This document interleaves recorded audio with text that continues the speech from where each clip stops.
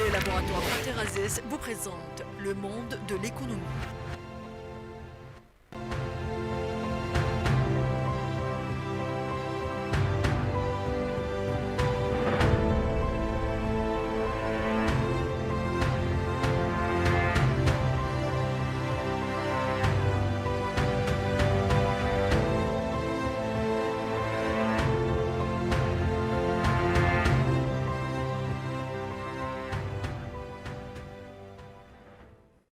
Madame, Monsieur, bonsoir et bienvenue dans le monde de l'écho, votre émission hebdomadaire d'actualité économique. 4 années sont passées depuis l'élection du président de la République Abdelmadjid Tebboune à la tête du pays, basant son mandat sur la relance économique à travers une batterie de mesures et de réformes. Nous allons tenter de retracer tout cela ce soir avec mes invités ici présents. J'ai le plaisir d'avoir Dr Djelloul Slama, ingénieur, docteur, expert en économie, en ingénierie financière. Bonsoir et merci d'être avec nous. Bonsoir à vous, à vos téléspectateurs et à mon collègue invité. Et votre collègue n'est autre que Idir Sessi. Vous êtes expert de la régulation bancaire et financière. Bonsoir et merci également d'être parmi nous ce soir. Bonsoir et merci pour l'invitation. Bonsoir. Merci de l'avoir accepté. Nous allons tout de suite aborder ces réformes initiées par le président de la République, je le disais il y a un instant, qui ont permis à l'Algérie de construire l'État, des institutions, aux citoyens de reprendre confiance en ces institutions, à la diplomatie algérienne de renouer avec son statut, ainsi que d'impulser un véritable dynamisme économique. Mais avant cela, messieurs, permettez-moi de revenir un petit peu en arrière. On parle de 4 années à la tête du pays, mais pouvons-nous vraiment parler de 4 années en sachant le contexte et la conjoncture dans lequel le président de la République a été élu? On va revenir un petit peu en arrière et parler donc de cette crise socio-politico-sociale, on va dire ça comme ça, donc de cette révolte populaire qui avait lieu en 2019. On va parler également de cette crise sanitaire qui a touché et paralysé le monde entier. Concrètement, si on devait parler de cela justement, quel est l'impact économique sur notre pays? Est-ce que le président de la République a su gérer justement la situation qui a paralysé, je le rappelle, le monde entier? Monsieur Sessi. Merci. Tout d'abord, en effet, nous sommes au crépuscule d'un mandat. Effectivement, nous avons eu 4 années. Bientôt, c'est la dernière année. Et puis, vous avez parlé de cette période, de la fin d'une époque, puisqu'il y a eu la révolte de 2019. Et puis, il y a eu après le Covid. On va en parler. Donc 2 années un petit peu. Tout à fait. Donc, ce que je peux dire d'avant le Covid, c'est que il faut savoir, il faut bien revenir qu'il y avait déjà une crise. On parle d'économie, il faut revenir sur le fait que nous avons eu, par exemple, une inflation dont le cycle avait commencé avant 2019. C'est-à-dire que la crise où si vous vous souvenez, où il fallait passer à la planche à billets, où on est arrivé au bout d'une logique, où les réformes, où il y a eu toutes les dérives que nous connaissons tous. Suite à cela, donc, il y a eu cette révolte qui a abouti à ce changement, salutaire d'ailleurs. Donc tous les Algériens le reconnaissent. Maintenant, depuis 2019 jusqu'à maintenant, il y a eu le nouveau mandat avec cette nouvelle vision d'une nouvelle Algérie. La nouvelle Algérie, malheureusement, il y a eu un contexte international sanitaire qui est la Covid-19, mais aussi nous avons tous vu l'émergence de nouveaux risques sur le plan géopolitique au niveau régional et au niveau international qui ont fait qu'il y a eu un changement dans tous les positionnements et qui ont impacté l'économie, donc dans les moindres détails. Donc on a vu des remises en cause même de la monnaie dominante, on a eu des chaînes de logistique qui se sont arrêtées, il y a eu l'émergence de nouvelles façons de traiter avec l'économie dont on va parler tout à l'heure, mais de toutes les façons, les axes majeurs dont il était question et qui sont la prudence. Nous avons vu qu'il y a eu des gouvernements prudents qui ont su gérer cette situation, retenir donc sur le plan prudentiel, avoir les grands axes qui ont été bien retenus, l'inflation, l'exposition de la Banque d'Algérie par rapport à la liquidité du marché, où ils ont été réactifs et ils ont bien suivi. et d'autres facteurs de prudence. Maintenant, nous sommes dans une post-période de prudence et donc il faut passer à une nouvelle étape pour parler de l'investissement. On va en parler plus en détail dans un instant. Monsieur Slama, Monsieur Idel-Sessi parlait de l'Algérie nouvelle. Est-ce qu'aujourd'hui, l'Algérie nouvelle transcende le cadre étriqué d'un slogan de campagne concrètement? Ben, écoutez, je pense que dans l'essentiel de la réponse à votre question, il faut distinguer les étapes en priorité. Donc, il y a l'étape avant ce qu'on appelle le Hirak 2019. Il a été constitutionnalisé comme un événement majeur sur le parcours de l'histoire, et le post-Hirak. Donc, le Hirak en lui-même, il va falloir l'appréhender comme étant le dernier cheveu qui a failli provoquer la rupture du contrat social entre gouverneur et gouverné. Donc, on était à deux doigts, un cheveu près. Arbistar, alhamdoulilah, on a passé le cap. Maintenant, le post-Hirak, cette époque-là était chargée d'espoir, chargée d'attente et puis chargée de promesses. Oui. Les espoirs et les attentes, c'était de ceux qui ont dit ça suffit à cette façon de manager le pays, ça suffit à cette façon de gérer nos ressources, et en gros, arrêter le gaspillage. En gros, c'était ça le message de Hirak. Dans l'essentiel du message de Hirak, c'était un message plutôt économique, à forte dominance économique. Je n'ose pas donner des chiffres, ce n'est pas parce que je suis ingénieur que je vais dire pourcentage économique et politique, ça n'a rien à voir, mais je dirais à forte connotation, la revendication populaire avait une forte connotation économique. Oui. Je pense que l'essentiel de notre présence, enfin l'objet de notre présence ici, c'est interpréter ce qui s'est passé. Cette revendication, l'autorité publique nouvelle, avec la refonte, grosso modo, je n'ose toujours pas donner des pourcentages, mais je dirais on a fait une pont neuf pour la classe politique algérienne et l'élite économique et l'élite financière qui a fait pont neuf, on va dire. Après, cet événement majeur, a pris sur son dos l'engagement solennel de rétablir la confiance. Donc rétablir la confiance d'abord entre gouverneurs et gouvernés et rétablir la confiance dans la capacité du pays à mener son économie à bon escient et à remplir les engagements que les gouverneurs contractent envers la population. Monsieur Slama, vous pointez du doigt justement un point qui est important et très souligné et réitéré très souvent par le président de la République lors des conseils des ministres, toutes les sorties médiatiques qu'il a pu faire donc depuis 4 ans, c'est justement placer le citoyen comme étant une priorité, la priorité des priorités, dit le chef de l'État. On va parler justement de ces mesures qui viennent justement pour soutenir le citoyen, pour qu'il ait une meilleure vie sociale. On va parler d'allocation chômage, augmentation salariale. Il y a eu des mesures en faveur du citoyen algérien aujourd'hui, n'est-ce pas? Oui. Si on devait faire le bilan. Oui, d'accord. Je pense qu'il ne faut pas faire ça. J'allais dire, c'est vraiment une toute petite fenêtre pour voir la réforme qui a été faite. Il faut être honnête et il faut être reconnaissant envers cet homme. Il a pris un pays en chantier. Et il faut qu'on soit reconnaissant quand même. Le minimum des choses, est-ce qu'il y avait beaucoup de gens capables de prendre les rênes du pays en ce moment-là? Donc, ce monsieur a pris sur ses épaules et à sa charge un pays en chantier.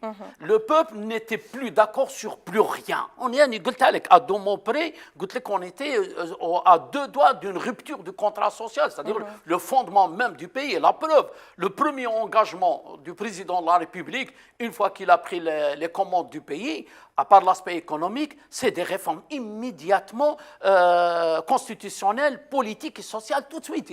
Le chantier était là. Donc si on n'avait pas fait ça, on aurait une situation beaucoup plus catastrophique. Donc il fallait grosso modo gérer la colère populaire. Et regagner la confiance. Il fallait gérer la colère populaire. Il fallait donner des concessions politiques, ce qui a été fait pas que par le président, par toute la classe politique algérienne. Elle a fait des concessions, elle a fait du remue-ménage chez elle, elle a nettoyé nettoyer les vitrines, on va dire ça, et tout le monde le sait, ce n'est pas un secret de polichinelle. Et il y a beaucoup de gens qui ont mal servi le pays, que le pays leur a donné quand même la sanction qu'ils méritent. Peu importe les issues et les détails, ce n'est pas l'objet de notre discussion. Mais tout dire que, grosso modo, c'est moi, si je dois dire une petite histoire qui m'a toujours fait mal au cœur, il y a quelqu'un qui a été Premier ministre 4 fois, il fait partie de ceux qui ont été sanctionnés par le Hirak, il a été ministre 4 fois, en 90 devant le FMI, il disait que l'Algérie valait 9 milliards de dollars, alors que le potentiel économique mesurable actuel,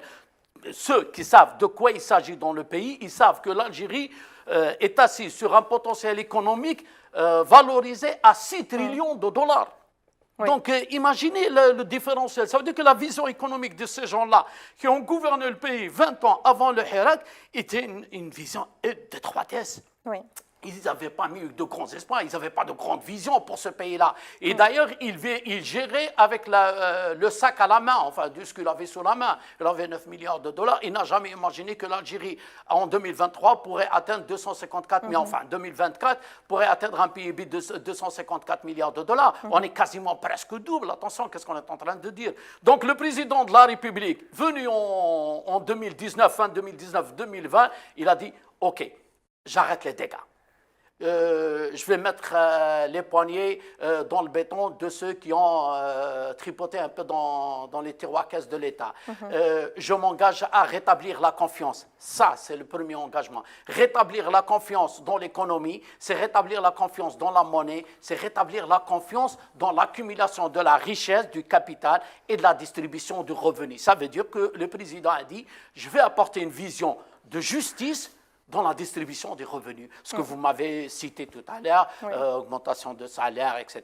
Pour moi, c'est de la distribution de revenus. Bon, il n'y a pas que ça. Il y a aussi le transfert social, il y a les revenus indirects qui ont été distribués à la population suite au Hirak. C'est pour ça que je vous dis qu'il fallait lâcher la pression, il fallait gérer la colère. Absolument. Donc maintenant, le bilan du président après ces 4 ans-là, soyons honnêtes, qui était capable de prendre le pays dans ces moments-là? À peine les mains aux commandes, paf, il a le Covid. Qu'est-ce qu'on obtient dans le Covid? Une décroissance, moins 5,1. Ah, 5,1 points, c'est quand même énorme. On était pratiquement la balance des paiements. On était, je crois, à quelques ronds près. Je ne vais pas donner les chiffres, on était à quelques ronds près seulement dans les caisses de l'État. Donc attention, il a hérité d'une situation à la limite hyper catastrophique. Bon, les conditions ne l'ont pas aidé. Maintenant, les choix que le président a fait et l'équipe qu'il a choisie, qu'il a accompagnée durant ces étapes-là ou ces 4 années-là, bon, bien sûr qu'il y a eu des changements, des remue-ménages de temps en temps, il faut bien le faire.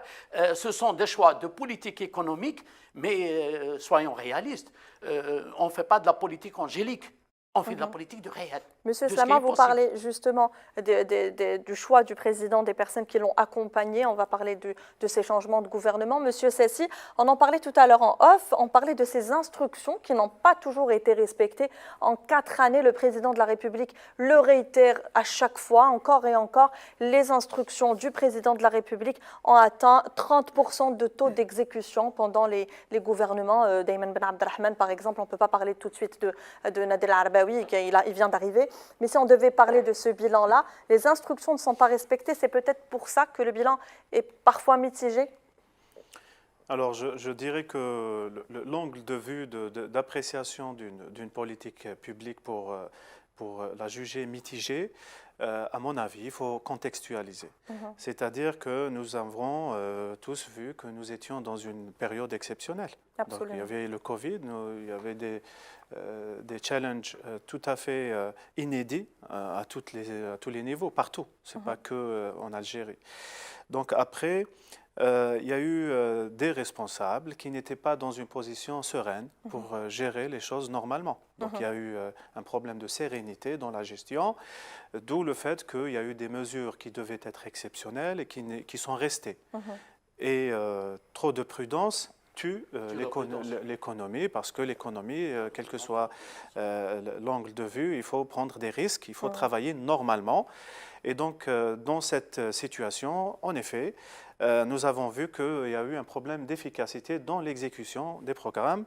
On peut ajouter à cela qu'il y a eu c'est structurel, disons, parce qu'il y avait un problème de crise, il y avait un problème de sérénité pour travailler, Oui. mais il y a aussi l'efficacité des hommes à mener le programme du président, carrément, parce qu'il y a eu dans cette situation d'urgence où il n'y a pas eu d'hommes là où il faut. Donc il y a le facteur humain, il y a le facteur pour contextualiser, et puis il y a le fait qu'on n'était pas dans une situation sereine. Donc nous sommes aujourd'hui encore dans certains secteurs sous l'égide de mesures d'urgence. D'accord ? Si on parle du DAPS, qui est une mesure exceptionnelle de régulation du commerce extérieur, nous y sommes toujours.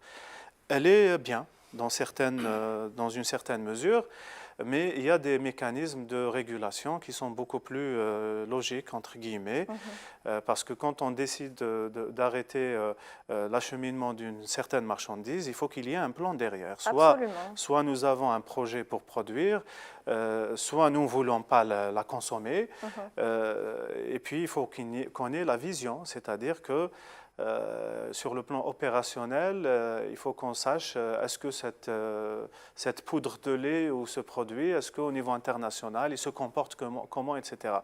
Donc, ce n'était pas serein. Oui. Voilà. Et il y a eu quelques ratages, comme on le sait tous. Il y a eu quelques ratages et également des problèmes de chiffres. Rappelez-vous, lors des assises sur l'agriculture, le président de la République avait parlé de faux chiffres dans ce secteur, à titre d'exemple.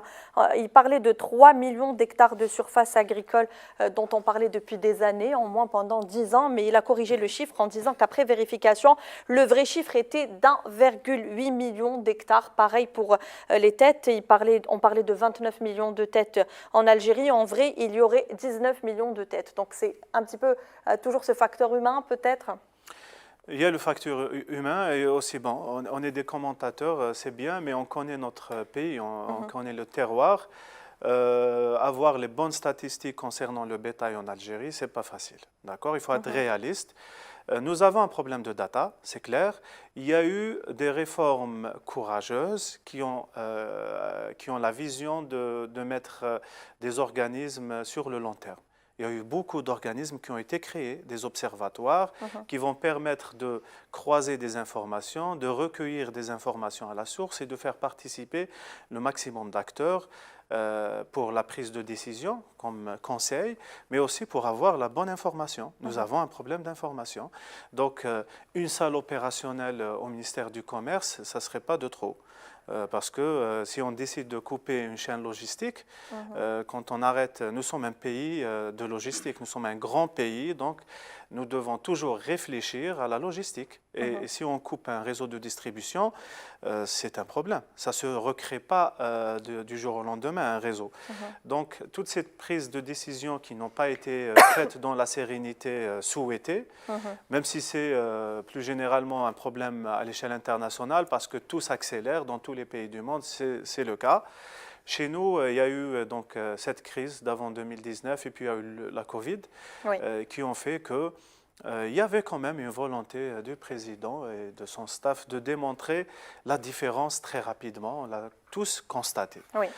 Quand on donne des gages pour les investisseurs étrangers, nous avons cette obligation de démontrer que l'État algérien lutte sérieusement, efficacement contre les fléaux tels que la corruption. Et ça a été le cas. Ce n'était pas du marketing. Nous avons tous vu. Il y a eu une loi contre la corruption. Il y a eu des lois, il y a eu une lutte réelle. Et ça, c'est un gage réel. Quand on dit aux investisseurs qu'en Algérie, c'est un sujet sérieux et important, c'est la réalité. Donc, notre président actuel, il a fait en sorte de démontrer la différence très rapidement. Ça a réussi. Et puis, il y a des choses qui n'ont pas été faites dans la sérénité et il y a certainement des corrections qui vont être certainement annoncées très prochainement. Absolument. Monsieur Slama, on parlait d'investissement. Il y a eu également du travail qui a été fait dans ce domaine-là. Les investisseurs étrangers réclamaient tout le temps la modification de ce code d'investissement. Le 5149 posait problème. Aujourd'hui, un climat des affaires plus favorable, on va dire ça comme ça. Si on devait faire le bilan aujourd'hui avec la création d'une agence algérien de la promotion de l'investissement, avec ce guichet unique, avec cette loi sur l'investissement qui est un petit peu plus souple et qui apporte des garanties aux investisseurs étrangers, avec ces chiffres annoncés justement par l'API sur les IDE, est-ce qu'aujourd'hui c'est quand même mieux que ce que c'était, si on devait simplifier? Je pense qu'il faut quand même être un peu plus prudent. Faire un bilan, ce n'est pas un procès. Il faut que les gens, en tout cas en Algérie, il faut qu'on apprenne à faire nos bilans et qu'on se regarde face à face et qu'on se dit on a réussi, on a moyennement réussi ou on n'a pas réussi du tout. Donc ce qu'on pouvait appeler grosso modo un échec de politique économique n'est pas imputé à une personne en elle-même, ni le président, ni son gouvernement, ni le reste, mais imputé à un choix de politique économique. Les gens doivent savoir que dans le choix d'une politique économique, vous avez affaire à ce qu'on appelle, on appelle ça en économie, les effets de saison. Oui. Les effets de saison, ce sont des impacts ou des événements ou des crises majeures qui vous frappent, que vous ne maîtrisez pas, que vous essayez de juguler, de gérer, mais qu'en réalité, vous ne maîtrisez. Qu'est-ce que vous maîtrisez dans le Covid ? Allez, paf, vous avez le Covid, vous avez un blocage des chaînes logistiques, un blocage pratiquement des livraisons de toutes sortes, une explosion des prix et un peu la pagaille dans les circuits de distribution économique des biens et des services. Qu'est-ce que vous allez gérer ? Soyez le plus génial du monde, ça ne changera pas grand-chose. Vous sortez du Covid et paf, vous avez une crise financière induite par une crise militaire à l'est de l'Europe et vous importez de l'inflation. Allez-y lutter. Donc, il faut que les gens comprennent que les politiques économiques ne sont pas des politiques angéliques, ce sont des politiques, ce qu'on appelle d'adaptation au réel. C'est du réalisme. Maintenant, quand on dit par exemple au président de la République, on va faire le bilan du président de la République, ce n'est pas sa République à lui, c'est la République de nous tous. On fait notre propre bilan nous-mêmes. Le président, ou les trois présidents que constitue la puissance publique algérienne, le président du Parlement, le président de la République et le président du Sénat, ce sont ces trois personnes-là qui ont mandat du peuple. En fait, c'est le peuple.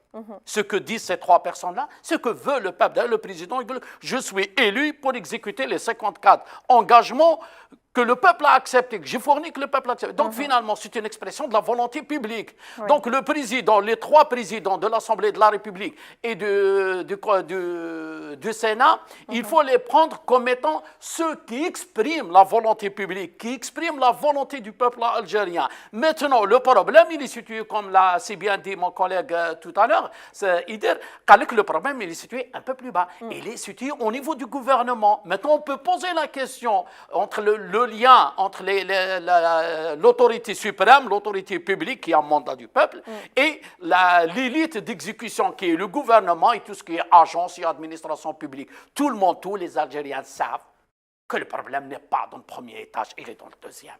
Donc, qu'est-ce qui se passe dans le deuxième? Pour choisir un compagnon dans un gouvernement, c'est-à-dire un gabarit d'un niveau de ministre ou d'un secrétaire d'État, moi quand je suis secrétaire d'État, je ne sais pas pourquoi d'ailleurs, mais on prend toujours des ministres. Alors, les ministres, vous avez trois critères pour choisir un ministre. Vous avez le critère technocrate, vous choisissez un bon technicien.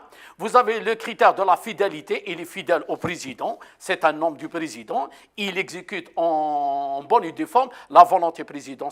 Et vous avez le troisième point, un homme politique visionnaire. Les choix que le président Tebboune a fait jusqu'à maintenant, la plupart du temps, c'est son choix. Il a un mandat pour faire ce qu'il veut. Personne ne va lui amputer ses prérogatives. Les choix sur lesquels il a joué sur le premier gouvernement de Jarrad, c'était un gouvernement exclusivement technocrate. On n'avait pas d'homme politique. Vous allez me dire, mais il avait raison, il avait tort. Il n'avait ni raison ni tort. Il sortait d'un rejet populaire de la classe politique. Mais les hommes politiques acceptables. Oui. Le deuxième point, donc le premier gouvernement J'attendais la réponse à ma question. Mais je vais y revenir. Le premier gouvernement de Jarrad, s'il a échoué sur plein de dossiers, c'est parce qu'il manquait de vision politique. Mais une vision économique. C'est des hommes qu'on a ramassés à peu près du terrain, du secteur, la plupart, du secteur public, comme par hasard. Les ministres viennent du secteur public, personne ne vient du secteur privé. Donc, on a essayé d'en faire une équipe pour gouverner le pays. Ils ont fait ce qu'ils ont pu. La deuxième équipe, c'est Ben Abdelrahman, le président lui-même l'a dit, qu'il a été un peu déçu par certains technocrates venus droit des universités. Il a dit qu'ils étaient brillants avec leurs diplômes, mais quand on leur confiait la gestion, il chevauchait au premier pas. Qu'est-ce qu'il a fait? Il a fait une deuxième mixture, il a pris un deuxième mélange. Il a fait un mélange des hommes fidèles de président, ceux qui exécutent la feuille de route pour laquelle lui-même a été élu, et quelques technocrates. Mais il y a toujours absence des hommes politiques visionnaires. Donc il y a eu l'équipe de Sibn Abdelrahman. personnellement, je l'adore. Donc, c'est un grand monsieur. Peu importe, je dis ça pour dire la qualité de la personne. Oui. C'est un homme de grande qualité, mais ce n'est pas un homme visionnaire. Il exécute la chose au jour le jour, au quotidien. D'ailleurs, c'est un financier de métier. Il a fait son travail, il a géré la boutique au mieux qu'il a pu. Mais il y a des limitations par les effets de la politique mondiale. Il y a la crise mondiale, la crise financière, la crise de guerre, les impacts, même les jeux de domination. Même le président lui-même a parlé de sabotage dans l'économie algérienne. Donc les jeux de domination extérieure. Aujourd'hui, on a un diplomate chevronné qui est Premier ministre. Chauffez par exemple la Réserve Fédérale Bank of America, où je dis les taux d'intérêt, le taux d'intérêt qui est crée la pénurie de dollars qui crée la pénurie de dollars, ça veut dire راني نضرب لك في la monnaie نتاعك نروح لك في التaux de change نروح لك في التaux d'intérêt راني entre guillemets je suis en train de vous démolir de l'intérieur. Donc le président de la République avec ses 3 gouvernements successifs jusqu'à Nadir Al-Arbaoui, il essayait de naviguer entre ces contraintes là et souvent elles lui sont imposées. Il n'a pas toujours fait le choix. Maintenant, lui, il a fait le choix des hommes. Parfois, ça réussit, ça lui a réussi. Parfois, ça ne lui a pas réussi. Mais je dirais qu'il manque actuellement, sur ma responsabilité, qu'il manque quand même les hommes visionnaires dans le gouvernement actuel et éventuellement les gouvernements On entend. Monsieur Slama, on parlait d'investissement et la question que je vous posais, est-ce qu'aujourd'hui, on a une réelle stabilité juridique du nouveau code d'investissement sur une période, je le rappelle, de 10 ans? En parlant chiffres. Oui. Tout de suite, un chiffre, il va vous faire froid au dos, surtout à mon ami banquier. Quels sont le taux des investissements étrangers acquis à novembre 2023, avec la nouvelle loi, avec tout l'arsenal juridique qu'on a mis en faveur de l'attraction des investissements étrangers? Vous savez quel est le chiffre? 2%. Exactement 1,9. Donc, sur les 5 000, je ne sais pas, 5 400, quelque chose comme ça, si je ne me trompe pas, ou 4 500, voilà, je ne me rappelle plus, de projets inscrits à l'agence de l'investissement, enfin en termes de pourcentage, 2% seulement, 90 exactement, 90 de projets qui sont avec les étrangers ou totalement détenus par des étrangers. Si vous faites le bilan, moi je fais le compte, exactement 1,9%. Donc, on n'a pas réussi.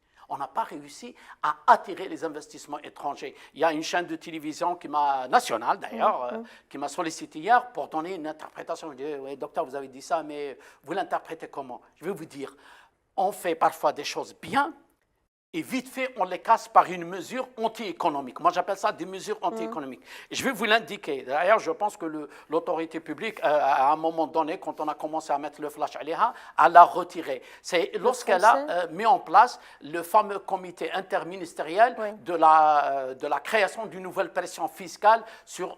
Bon, entre guillemets, pour récupérer la masse d'argent on va dire la masse d'argent noire qu'on n'arrive pas à récupérer, qui circule quelque part, et on accuse ceux qui les détiennent de les avoir mal acquis. Bref, ou mal acquis, je ne sais pas.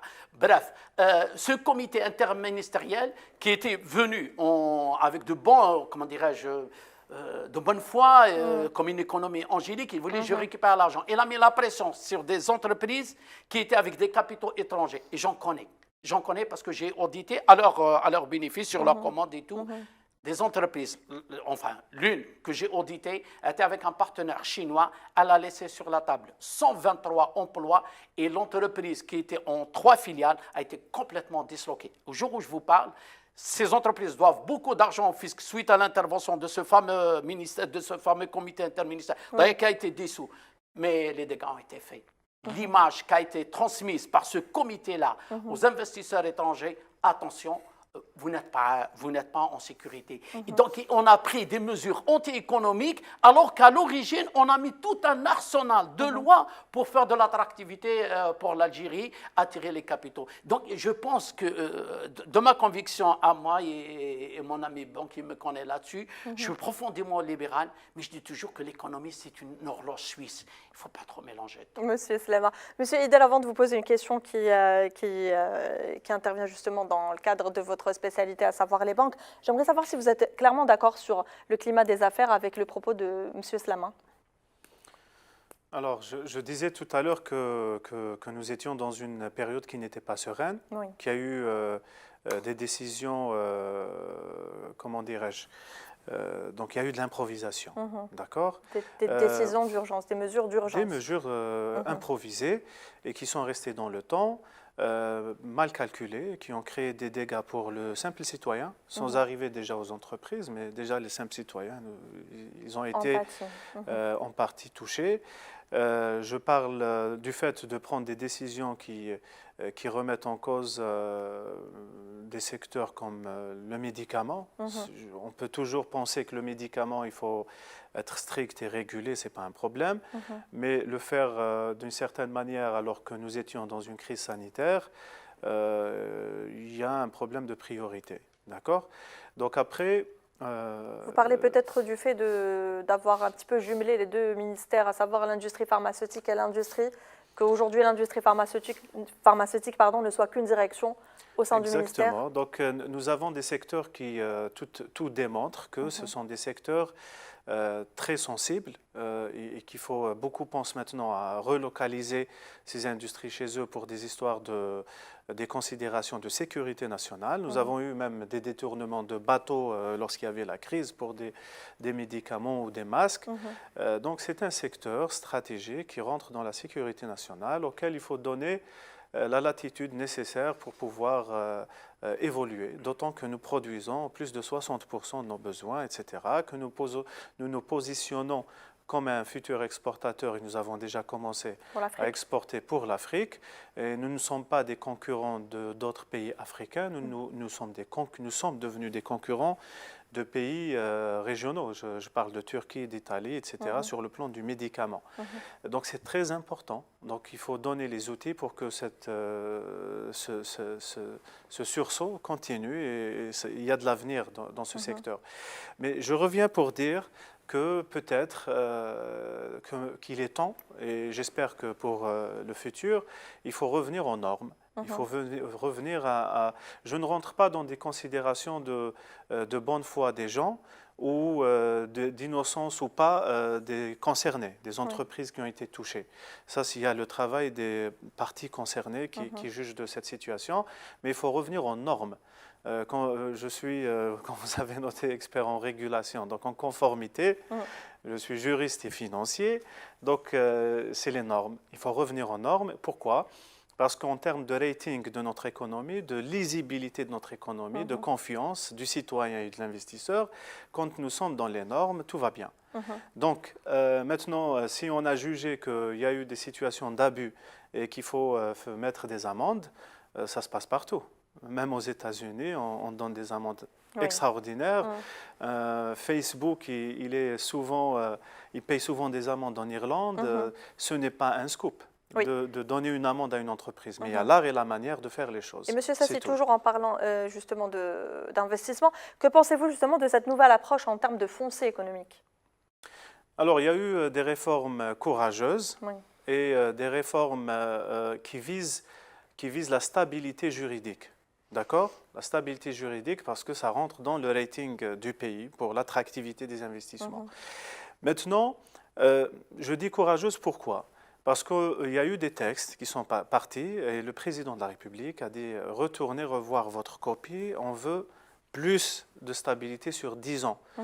C'est-à-dire qu'il y a eu des efforts pour que ce que nous avons, ce qui a été fait, doit continuer dans le temps et doit être réel et efficace. Ce n'est pas pour plaire. Et cet effort, par rapport, par exemple, à l'Agence nationale d'investissement, aux critères de distribution des terrains, il y a eu du retard. Mais c'est du retard il y a eu beaucoup d'efforts, je dis bien beaucoup d'efforts qui ont été faits pour que nous restions dans la transparence, que nous restions dans l'efficacité, que tous les acteurs, celui qui est consulté, celui qui est co-décideur, tous ces facteurs participent. Il y a eu un réel effort, malgré l'urgence. Parce que c'est très difficile, sous la pression, de dire, moi, je veux que cette décision d'attribution, par exemple, restera longtemps sous un angle de transparence. Ce n'est pas facile. Donc ça a été fait. Avant de vous donner la parole, M. Slama, j'aimerais quand même votre avis de banquier, parce qu'on va parler justement de ces réformes au sujet des finances et des banques. Il y a eu donc la loi monétaire et bancaire avec son lot de mesures. On va parler par exemple de plus de l'attitude, on va dire, à la finance islamique, de ces bureaux de change. Il y a également le dinar numérique. Il y a eu plein de choses et plein de mesures qui sont dans cette loi monétaire et bancaire. On a également l'ouverture du capital des banques publiques. Il y en a deux en l'occurrence, l'ouverture des banques à l'étranger. Il y a quand même beaucoup de choses qui ont été faites par rapport aux banques. Parfaitement, c'est même inédit. Honnêtement, j'ai l'impression qu'on veut tout faire. Et c'est bien, ça démontre une vraie volonté. Après, il y a des choses qui vont certainement prendre plus de temps. Il faut être raisonnable. Ça prendra plus de temps dans certains secteurs. Les bases sont jetées. Nous n'avons plus d'excuses pour l'avenir. C'est que les lois sont là. Les arbitrages ont été faits. Il y a eu donc un temps qui a été pris pour que ces lois soient mise en place et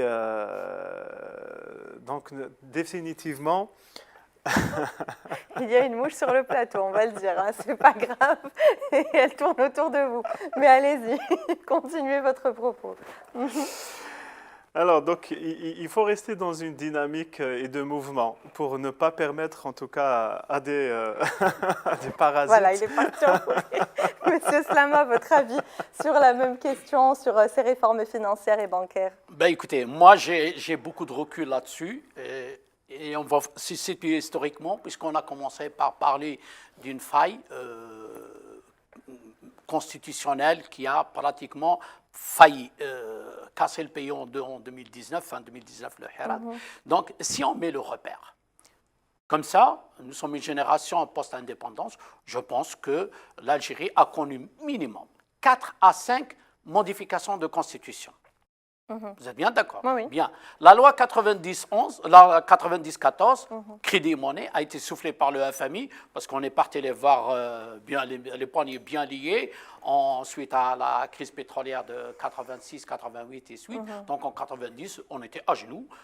Et grosso modo, c'est le FMI qui a soufflé cette loi. La 1490 n'a jamais subi de modification. Il n'y a que 2 lois en Algérie qui n'ont jamais été modifiées, que jusqu'à tout récemment. En tout cas, une n'a encore jamais été. Le CCAG, en 1967, personne n'y touche.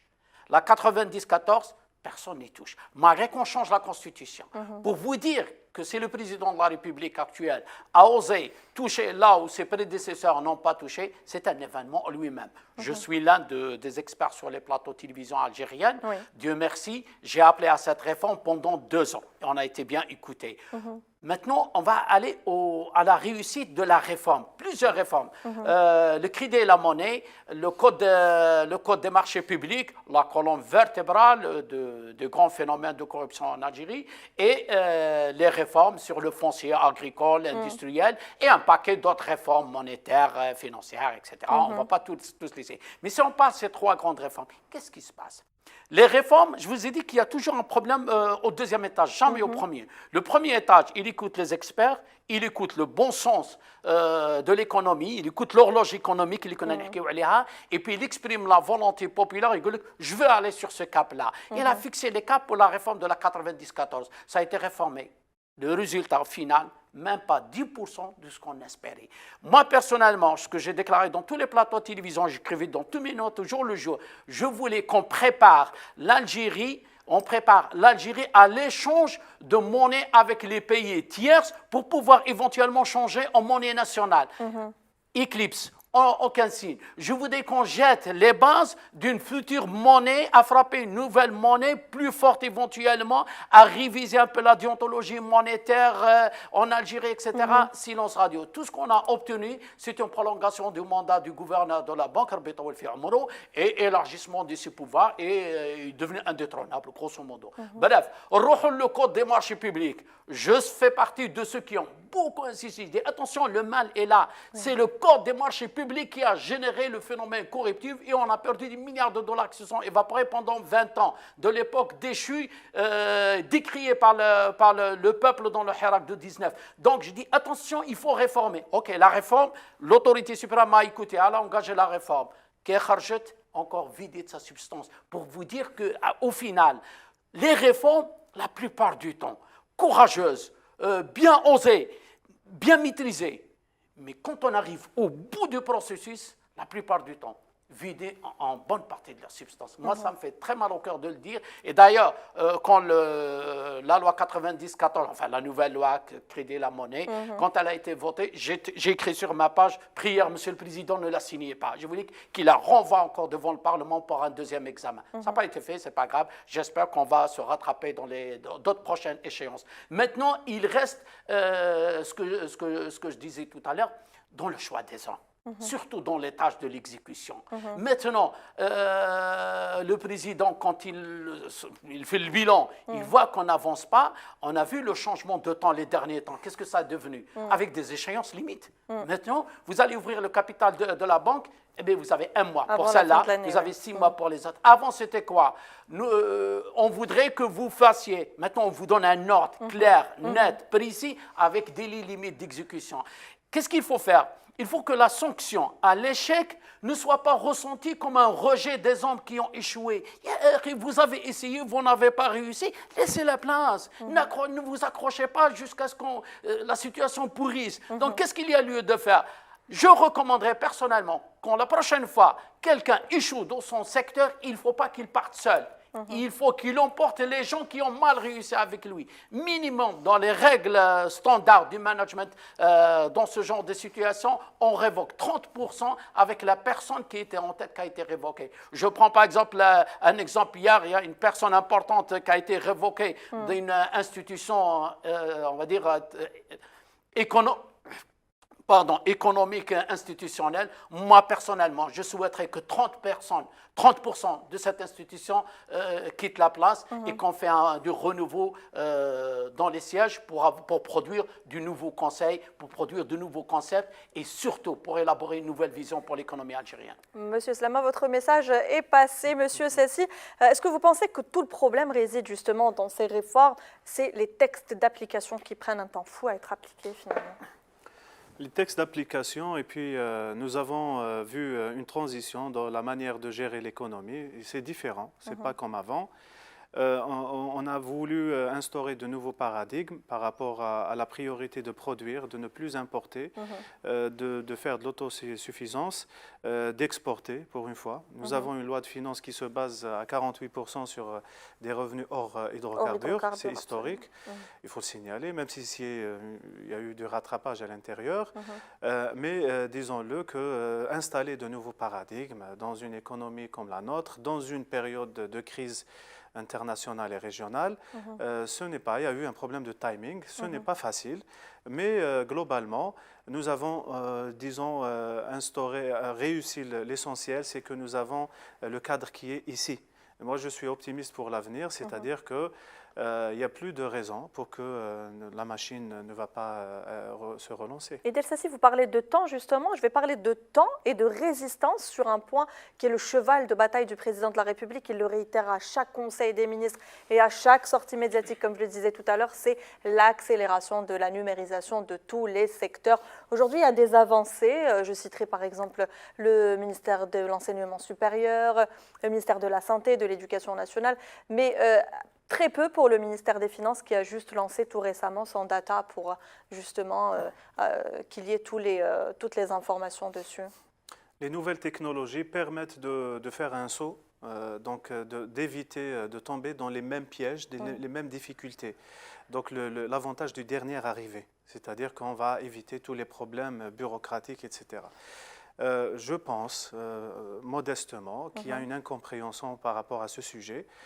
Tous les acteurs qui tournent autour de ce sujet de numérisation sont soit des ingénieurs, or que la numérisation n'est pas un projet informatique. Je le dis à chaque occasion, c'est la maîtrise de l'ouvrage, c'est-à-dire c'est le métier, c'est la bureaucratie qui fait sa propre numérisation. Il ne s'agit pas de recréer, vous pouvez acheter le système que vous voulez, qui va produire 1 million de rapports, mais ça ne servira à rien s'il n'y a pas le métier qui va le paramétrer selon vos besoins. Donc encore une fois, ce n'est pas un projet informatique, ce n'est pas le scanner, parce qu'il y a toujours cette idée de mettre des ministères, des groupes d'informaticiens. c'est bien, vous avez des bons techniciens, mais ça ne va pas aller loin. Je rappelle que la dernière instruction en date du président de la République était la création d'un data center confié à Huawei, le chinois, le géant chinois. Alors, le sujet du data center, dont on a beaucoup défendu l'idée, rentre dans le cadre de la sécurité nationale. Il fallait le faire. C'est une décision du président de la République que je salue personnellement. C'est ce qu'il faut. Parce que le ministère des Finances qui va avoir une plateforme de déclaration qui n'a pas la capacité des serveurs, qu'il va y avoir des shutdowns, c'est très grave. C'est tout le système financier qui risque de tomber.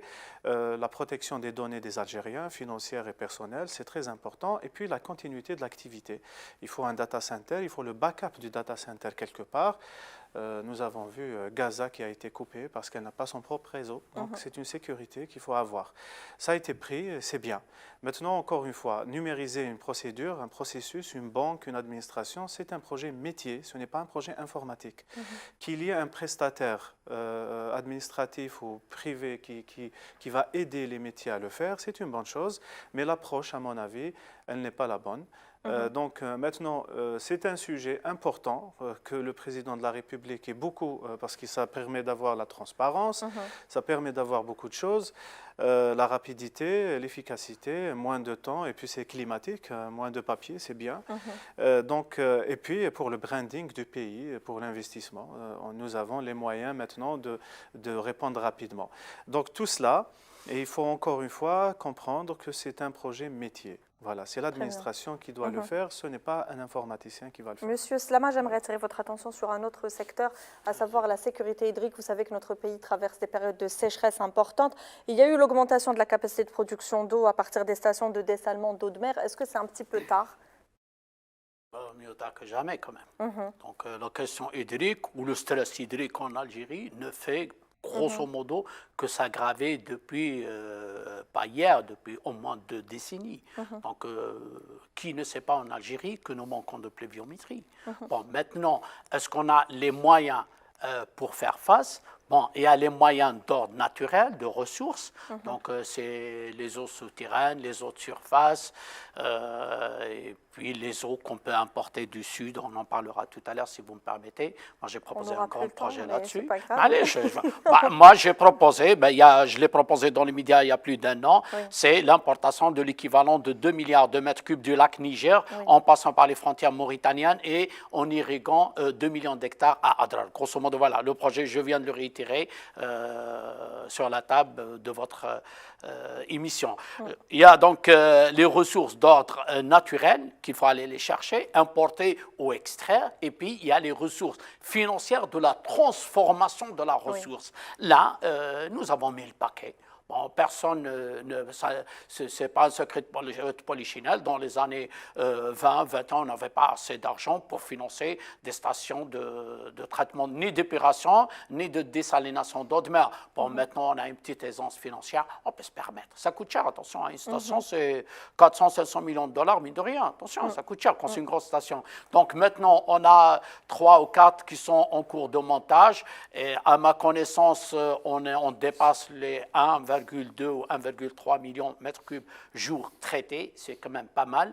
Je pense qu'en fin 2024, nous serons à 40% de satisfaction des besoins des citoyens. Je ne parle pas de l'agriculture, des besoins en eau potable pour la population. Nous serons en fin 2024, si je ne me trompe pas, fin 2024. Avec les 3 projets en cours, nous serons à hauteur de 40% de satisfaction des besoins en eau potable pour les personnes. Je pense qu'il faut reconnaître le mérite à ceux qui ont du mérite. Là-dessus, on a fait un effort. Merci, M. Slama. Avant d'arriver, nous arrivons presque à terme de notre émission. Avant de vous poser une question commune à chacun pour clôturer cette émission, j'aimerais revenir un petit peu en arrière pour justement écouter le président de la République qui avait déclaré en décembre 2021 l'année 2022 comme étant l'année de l'économie par excellence. Écoutez.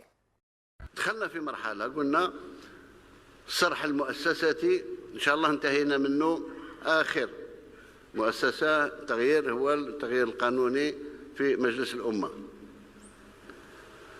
ومن بعد سنة 2022 إلا اقتصادية محضة وتم نشوفوا شكون اللي راه يمشي الطريق اللي اختاريناه وشكون اللي راه يعرق. Donc l'année 2022, l'année de l'économie par excellence. On est en 2023, Monsieur Slama, et les indicateurs macroéconomiques sont au vert avec en prévision un volume des exportations hydrocarbures inédit. Est-ce qu'aujourd'hui, le président de la République, 4 années après, a réussi son pari? Bien que je connaisse ce discours, mais le fait de me le faire réécouter, ça me réconforte dans mes convictions et dans ce que j'ai dit au début. Donc le président apparaît au plus urgent. Dans son mandat, la première année de son mandat, par excellence, apparaît au plus urgent. Le pays était en choc, choc psychologique, un choc économique, la grande pagaille. Fin 2020, il a hérité quand même d'une situation catastrophique induite par un événement majeur extra-pays. Donc, on ne peut pas lui en vouloir. Il fait ce qu'il peut. Attention, mettez-vous à sa place, qu'est-ce que vous allez faire? Maintenant, il dit qu'on a la tête qui sort un peu de l'eau. Attaquons maintenant aux choses sérieuses, l'économie. Maintenant, il a fait de son mieux en 2022, 2023 aussi. Il a fait de son mieux. Je ne peux que lui dire personnellement, sur ma responsabilité et en toute honnêteté, vous connaissez mon objectivité, je ne peux lui dire merci, vous avez fait votre boulot. Maintenant, est-ce qu'on peut faire encore mieux? Justement, merci de me tendre la perche. Idil Sessi, est-ce qu'on aurait pu faire mieux? Qu'est-ce que le président de la République aurait pu mieux faire? Tout à fait. Donc, je pense que la priorité, c'est toujours l'investissement. Donc, il faut l'investissement, la régulation, permettre plus d'efficacité dans la régulation au niveau exécutif de la machine de l'investissement, la prise de décision pour l'investissement. Les défis climatiques, je pense qu'il faut y travailler. Puis, il y a des secteurs comme le tourisme qu'il faut promouvoir encore plus. La transition énergétique. Inviter les organes de régulation de permettre à plus d'efficacité et de suivre ces réformes, comme la Banque d'Algérie qui doit s'adapter à ces nouveaux textes pour permettre à nos exportateurs d'exporter et à notre économie de se redresser. Merci beaucoup Idil Sessi. Je rappelle que vous êtes expert de la régulation bancaire et financière. Merci pour toutes ces précisions. Docteur Djeloul Slama, toujours un plaisir de vous recevoir. Je rappelle que vous êtes ingénieur, docteur et expert en économie, ingénierie financière. Merci d'avoir été avec nous. Merci à vous, mesdames, messieurs, de nous avoir suivis et prêté attention. On se retrouve jeudi prochain pour un autre numéro du Monde de l'écho. D'ici là, passez une bonne semaine sur l'Iqtisadi El Oula. Une excellente soirée à tous.